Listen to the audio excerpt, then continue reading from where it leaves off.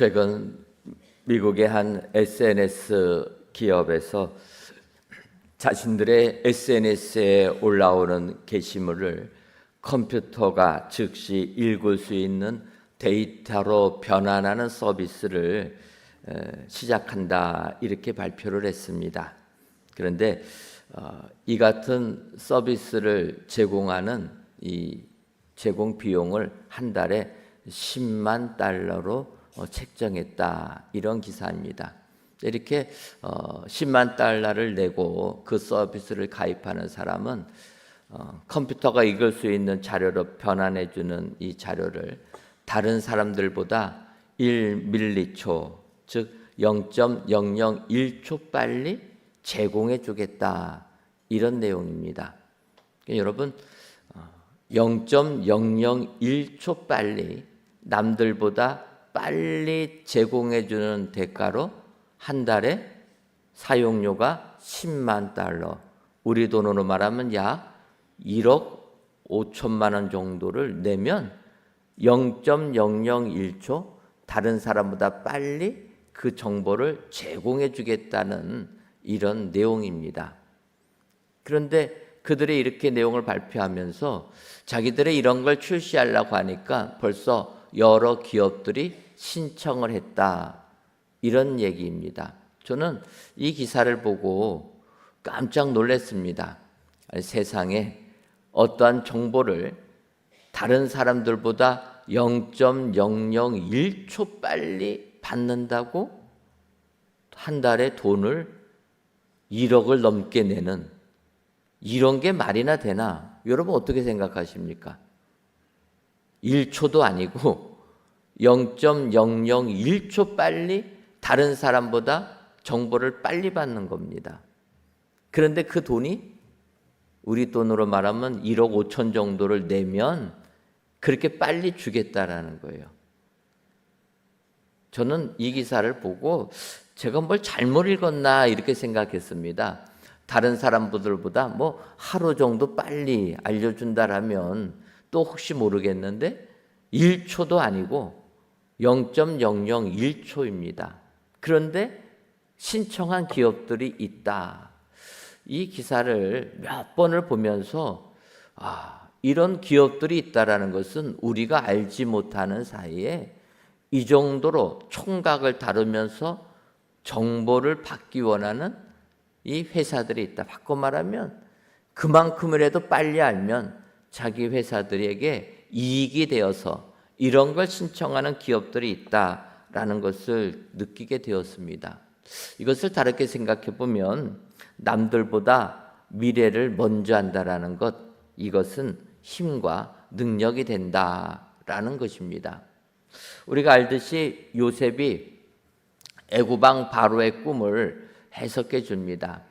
그런데 이 바로의 입장에서 보게 된다라면 하나님께서 세상의 생명을 구원하기 위하여 바로에게 꿈을 겹쳐서 2번 꾸게 해줍니다. 그러니까 그 꿈을 꾸고 난 바로가 아침에 일어날 때 이 꿈은 의미가 있는 것 같은데 이게 무슨 의미일까? 신하들을 불러서 해석을 해보라고 하는데 해석을 못합니다. 그런데 감옥에 있던 요셉이 술 맡은 관원장의 꿈 해석해 준 것을 체험한 관원장이 바로에게 얘기합니다. 요셉이라는 사람을 부르면 그가 해석해 줄 것입니다.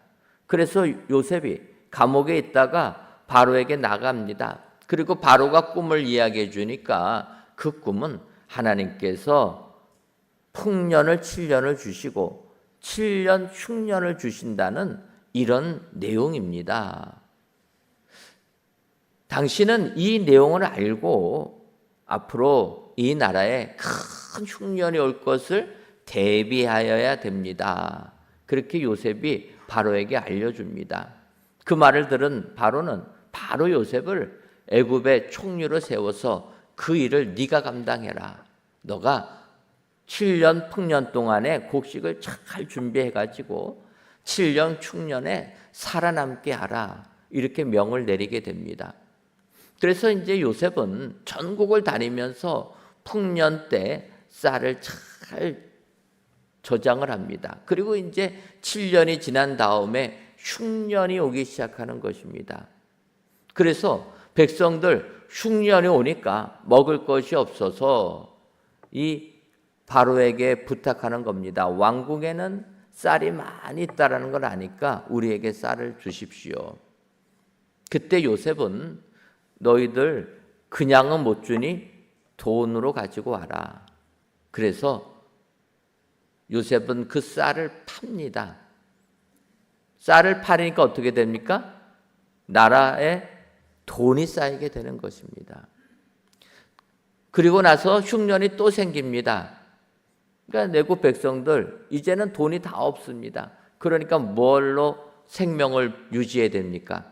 자기들이 키우고 있던 곡식 동물들, 가축들 다 가지고 와서 그거 주고 양식 달라고 합니다.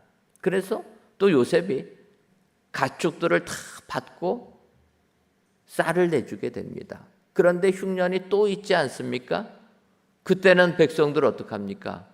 요셉에게 와서 우리 돈도 없고 가축도 없는데 우리가 가진 거라고는 이제 땅밖에 없다. 땅 받고 쌀을 달라. 요셉이 애굽에 있는 모든 사람들의 땅을 다 받아가지고 왕의 소유로 만들어주고 곡식을 또 줍니다. 이제 남은 게 뭐가 있습니까? 돈도 없고 가축도 없고 땅도 없습니다. 그런데 먹을 거가 없습니다. 그러니까 애굽 사람들이 어떡합니까? 바로에게 가서 얘기하는 거예요. 이제는 우리가 남은 거는 우리 몸밖에 없습니다. 우리를 당신의 종으로 삼고 곡식을 주십시오. 그래서 그들의 몸 종으로 삼고 곡식을 주었다라는 것입니다. 여러분, 바로 입장에서 보게 되면 하나님께서 바로에게 꿈을 통해서 앞으로 될 일을 알려주셨습니다. 그리고 요셉을 통해서 잘 준비하게 했습니다. 그 결과 어떻게 됩니까? 온 애굽 사람들의 돈을 다 갖게 되고 가축도 소유하게 되고 땅도 바로의 소유가 다 돼버렸습니다. 마지막에는 백성들이 자기의 노예가 되었다라는 것입니다. 여러분, 바로 입장에서 보게 되면 하나님께서 바로에게 그 꿈을 보여주시니까 졸지에 그는 모든 것을 소유한 왕이 되었다 이야기하는 것입니다. 결론적으로 보게 되면 이렇게 바로 앞일을 알게 되니까 모든 것을 소유한 복된 자가 되었다는 것입니다. 이제 오늘 본문 이사야서 42장 9절을 보면 보라 전에 예언한 일이 이미 이루어졌느니라 이제 내가 새 일을 알리노라 그 일이 시작되기 전에라도 너희에게 이르노라. 하나님께서는 하나님을 믿는 백성들에게 이와 같이 약속해 주고 계시다라는 것입니다. 이제 내가 새 일을 알리노라. 오늘 이 예배를 드리시는 저와 여러분들에게 하나님께서 새 일을 알려주시는 줄 믿습니다. 그 일이 시작되기 전에라도 너희에게 이르노라. 새 일 아직 시작되지 아니하였어도 우리들에게 알려주신다. 성경이 약속해 주고 있다라는 것입니다. 여러분, 세상 일도 이렇게 알게 되면 복 받는데 하나님께서 우리에게 향한 그 모든 일을 시작되기도 전에 알려주신다. 얼마나 큰 축복입니까? 여러분, 우리가 이렇게 축복을 받았을 때 우리는 그 축복받은 일을 어떻게 되는가?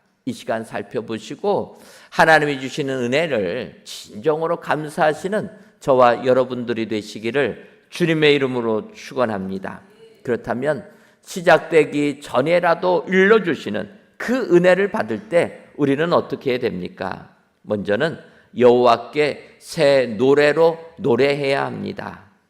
이사야서 42장 10절을 보면 항해하는 자들과 바다 가운데의 만물과 성들과 거기 사는 사람들아 여호와께 새 노래로 노래하며 땅끝에서부터 찬송하라.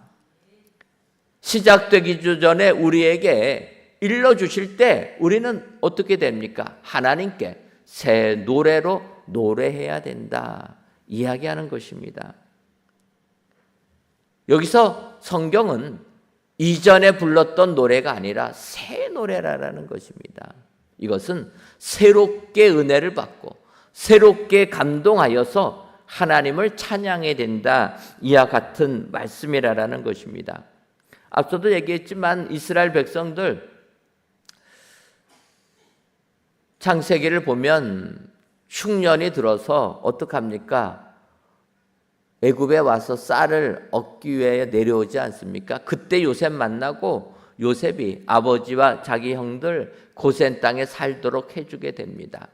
그런데 성경을 보면은 요셉을 알지 못하던 애굽 왕들이 들어서게 되니까 오히려 고센 땅에서 번성하는 이스라엘 백성들을 견제하게 되었다라는 것입니다.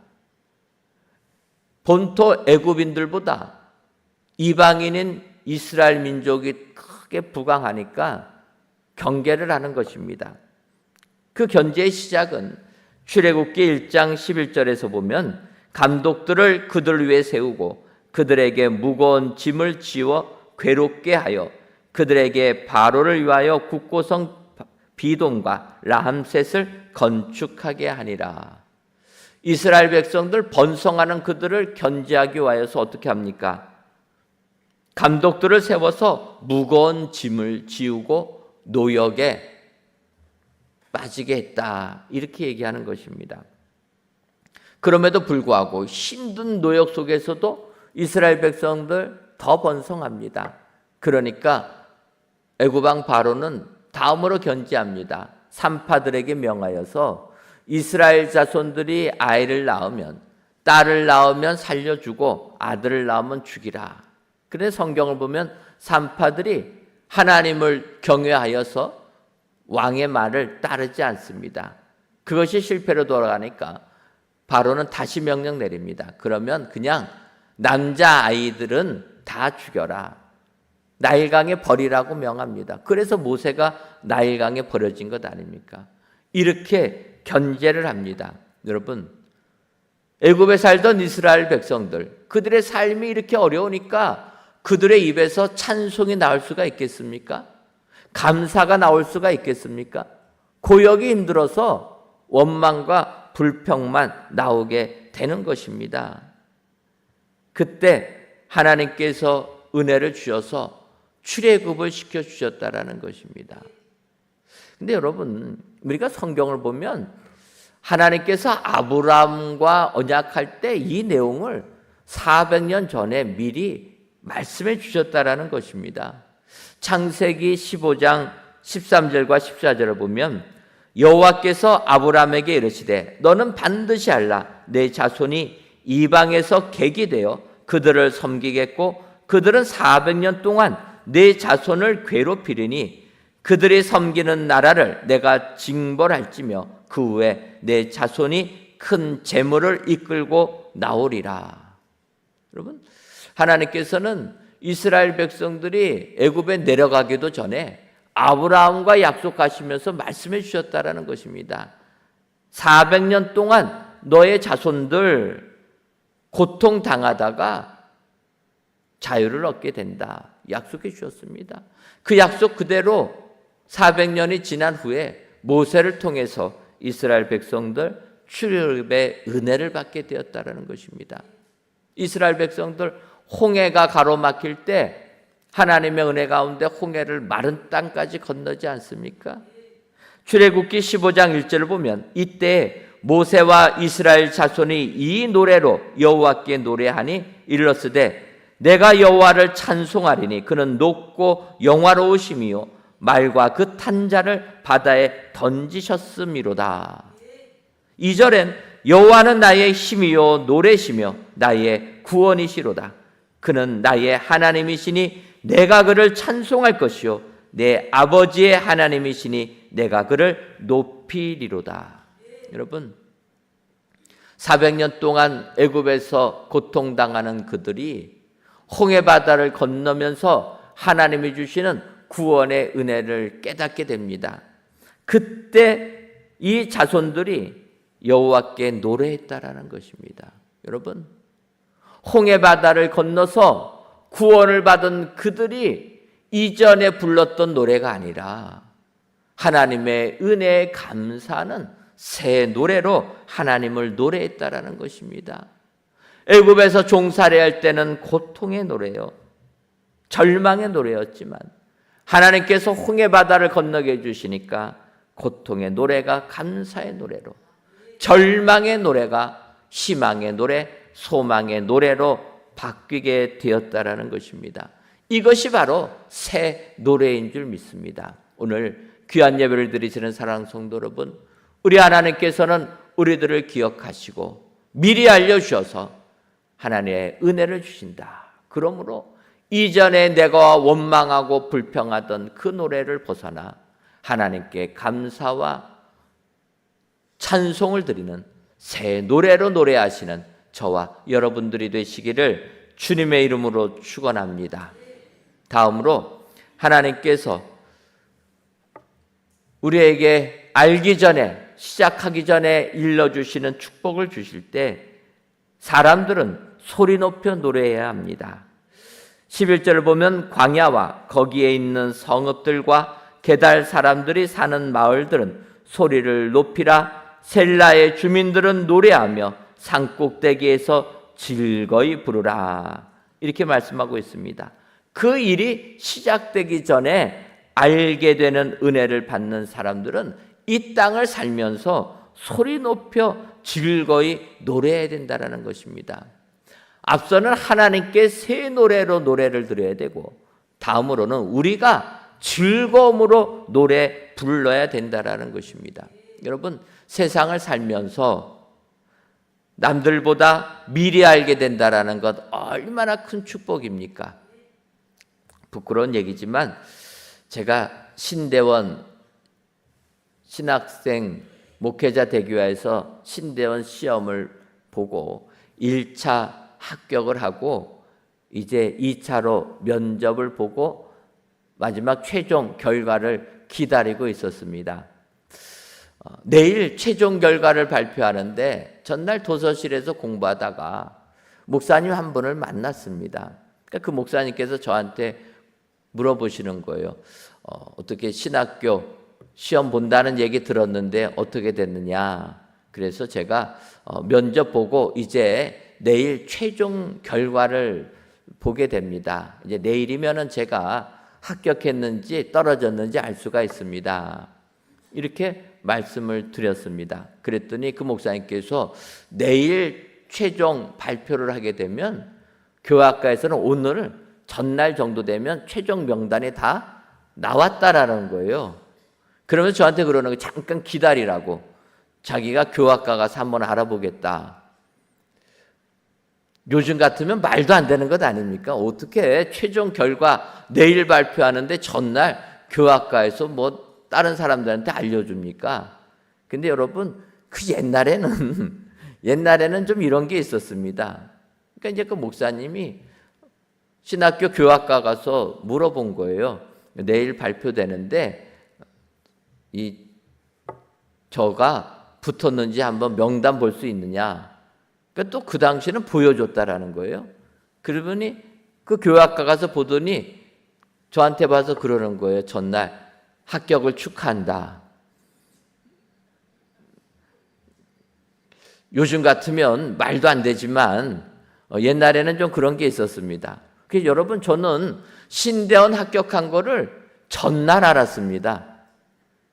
그래서 그 다음 날은 떨리는 마음으로 학교를 가서 게시판을 본 게 아니라 확인하러, 나는 붙었는데 이거 확인하러 갔습니다. 여러분, 하루 먼저 알게 되니까 최종 공고 보는 것이 전혀 떨리지가 않는 거예요.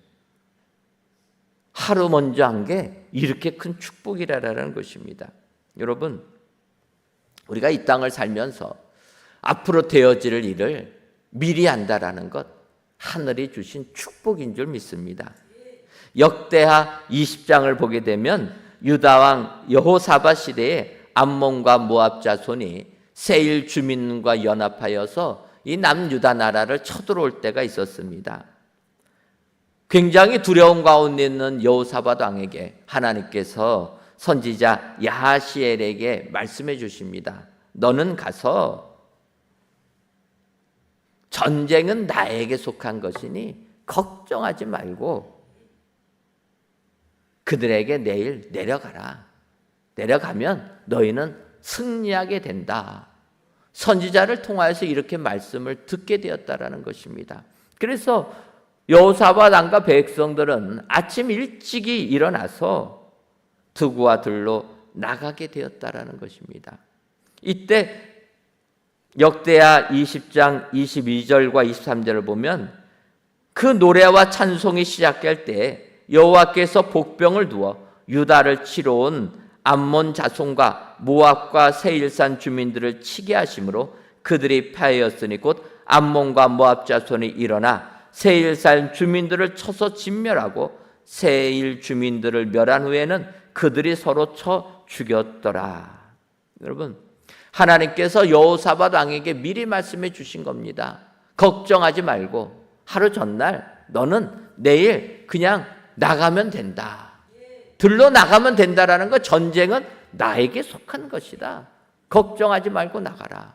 그래서 여호사밧 왕은 군대 앞에다가 찬양하는 사람들 택해가지고 찬송하면서 노래 부르면서 나갔다라는 것입니다. 나가게 되니까 어떻게 됩니까? 여호사밧 왕이 싸우기 전에 적군 사이에 자중질환이 일어나가지고 암몬과 모압 자손이 세일산 주민, 에돔 주민을 먼저 쳐버리고 그리고 자기들끼리 또 싸움 나가지고 서로 죽여서 다 망해버리고 말았다라는 것입니다.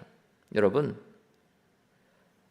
이 사건을 본 유다와 예루살렘 모든 사람이 다시 여호사밧을 선두로 하여 즐겁게 예루살렘으로 돌아왔다.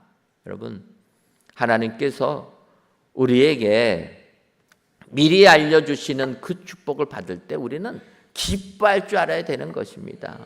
우리에게 기쁨을 주시기 위하여 이런 은혜를 주시는 줄 믿습니다.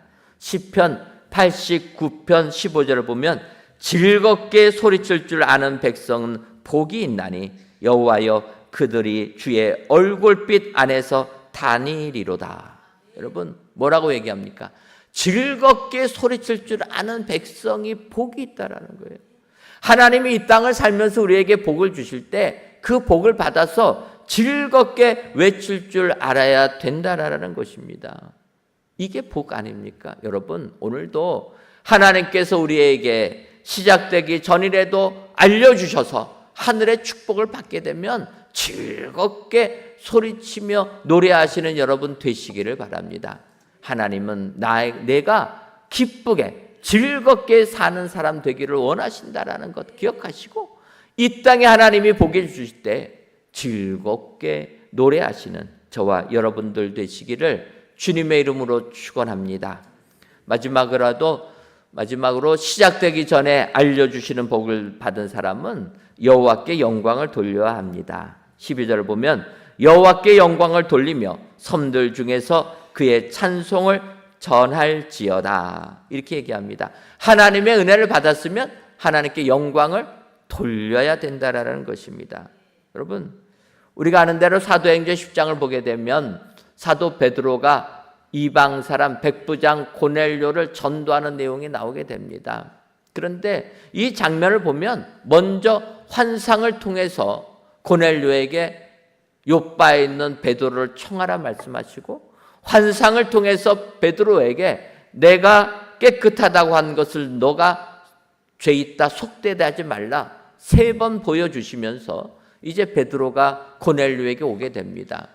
베드로가 하나님의 말씀을 선포하니까 성령이 임하는 것을 체험하게 됩니다. 그때 베드로가 얘기하는 것입니다. 하나님께서 이방인에게도 성령 부어주시는데 우리가 세례를 못 줄 이유가 무엇이 있느냐? 고넬료와 그의 식구들 세례를 베풀게 됩니다. 그런데 그 다음부터 문제가 생기는 것입니다. 왜냐하면 이방인에게 세례를 베풀었다는 것이 유대인으로서 예수님 믿는 사람들은 받아들이지를 못한 것입니다. 왜 그렇습니까? 유대인이라는 것은 원래 할례를 받는 사람입니다. 유대인은 무조건 남자들은 태어난 지 8일 만에 할례를 받습니다. 그러니까 할례 받은 유대인들이 예수님을 믿어서 구원을 받았는데 자기들은 할례를 받았다라는 거예요. 그러니까 바꿔 말하면 예수님을 믿기는 믿었어도 관습적인 유대교의 사상에서 벗어나지 못한 것입니다. 그런 사람들이 할례 받지 못한 이방인들이 세례를 받았다 하니까 과연 할례 받지 못한 사람들이 구원을 받을 수 있느냐? 의문을 제기했다라는 것입니다.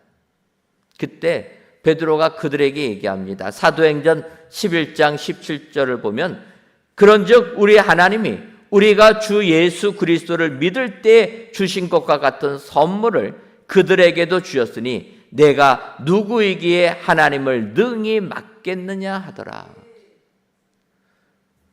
우리가 예수님을 믿을 때 주셨던 성령님을 그들에게도 주셨는데 내가 누구이기에 하나님을 능히 맡겠느냐. 질문하던 문제 제기하던 그리스도인들에게 베드로가 하는 말입니다. 내가 누구이기에 하나님을 능히 맡겠느냐. 여러분, 우리는 이 땅을 살면서 내가 가지고 있는 나의 관점 가지고 성경을 바라볼 때가 있다라는 것입니다. 그런데 베드로는 아닌 것입니다. 내가 누구이기에 하나님의 역사하심을 맡겠느냐. 베드로가 이 말을 하니까 질문하던 그들이 18절에서 그들이 이 말을 듣고 잠잠하여 하나님께 영광을 돌려 이르되 그러면 하나님께서 이방인들에게도 생명 얻는 회개를 주셨도다 하니라. 여러분, 그 말을 들은 의문하던 그들이 하나님께서 이방인들에게도 생명 얻는 회개를 주셨다 고백하면서 하나님께 영광을 돌렸다라는 것입니다. 여러분, 우리는 이 땅을 살면서 하나님께 영광 돌리는 복된 자가 되어야 될 줄 믿습니다. 시작되기 전이라도 알려주실 때 우리는 그 모든 영광을 하나님께 돌려야 한다라는 것입니다. 오늘 본문 이사야서 42장은 메시아이신 예수님의 오시는 그 오심을 예언하는 것으로 유명한 장이 이사야서 42장입니다. 1절을 보면 내가 붙드는 나의 종 내 마음에 기뻐하는 자 곧 내가 택한 사람을 보라. 내가 나의 영을 그에게 주었은즉 그가 이방의 정의를 베풀리라. 우리 주님 예수님 메시아의 오심을 이사야서 42장에 예언해 주고 계십니다. 그러면서 그 예수님은 목소리를 높이시지도 아니하시고 꺼져가는 등불을 끄지도 아니하시고 진실로 정의를 시행하실 분이라. 이렇게 이야기해 주는 것입니다. 여러분, 이 세상 살면서 시작되기 전이라도 알게 되는 것 축복이라고 말씀드렸습니다. 하물며 여러분, 예수님이 이 땅에 오심을 미리 아는 것 얼마나 더 큰 축복이겠습니까? 세상 일도 미리 알아도 복이 되는데 주님이 이 땅에 오시는 것을 안다라는 것 얼마나 우리에게 귀한 복이십니까? 바로 우리는 예수님이 이 땅에 오심을 아는 복, 이 복을 받은 것을 믿으시기를 바랍니다.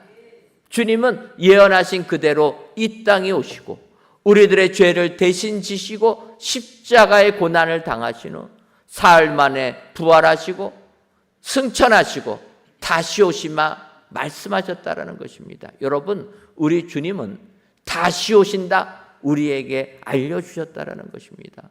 주님의 다시 오심을 아는 것이 우리에게 얼마나 큰 축복입니까? 오늘 여러분, 세상 것을 미리 알아도 복인데 영적으로 주님이 재림하실 것을 안다라는 것, 이것처럼 귀하고 복된 것이 없다. 오늘도 시작되기 전이라도 알려주시는 그 하나님을 기억하시고 진정으로 하나님만을 새 노래로 노래하시고 그걸 알려주신 하나님을 기뻐하며 즐거워하는 우리들, 더 나아가 모든 영광을 하나님께 돌리시는 은혜의 모든 성도님들이 되시기를 주님의 이름으로 축원합니다. 기도하겠습니다.